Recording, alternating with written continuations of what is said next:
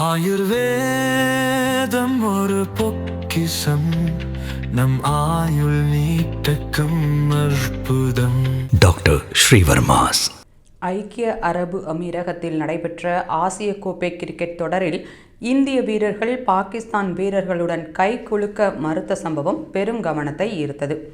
பெஹல்காம் பயங்கரவாத தாக்குதலுக்கு எதிராக இந்திய வீரர்கள் எடுத்த இந்த முடிவு இந்திய ரசிகர்களால் பெரிதும் பாராட்டப்பட்டது.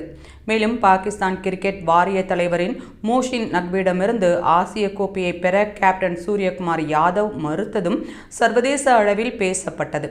இதனைத் தொடர்ந்து மகளிர் ஆசிய கோப்பையிலும் இந்திய வீராங்கனைகள் பாகிஸ்தான் வீராங்கனைகளுடன் கைகுலுக்க மறுத்தனர். ஆனால் அதற்கு மாறாக சமீபத்திய ஹாக்கி போட்டியில் இரு நாடுகளின் வீரர்கள் ஹைஃபை கொடுத்து நட்புறவு காட்டியது கவனத்தை ஈர்த்தது. இந்நிலையில் பஹ்ரைனில் மனாமா நகரில் நடைபெற்று வரும் ஆசிய இளைஞர் விளையாட்டுப் போட்டிகளில் கபடி விளையாட்டு முதல் முறையாக இடம்பெற்றுள்ளது. அதில் இந்தியா பாகிஸ்தான் அணிகள் மோதிய போது இந்தியா 81-26 என்ற கணக்கில் எளிதில் வெற்றி பெற்றது. போட்டி தொடங்குவதற்கு முன் பாகிஸ்தான் கேப்டன் கைகுலுக்க முன் வந்த போதும் இந்திய கேப்டன் அதனை புறக்கணித்த சம்பவம் பெரும் பேசுபொருளாகியுள்ளது.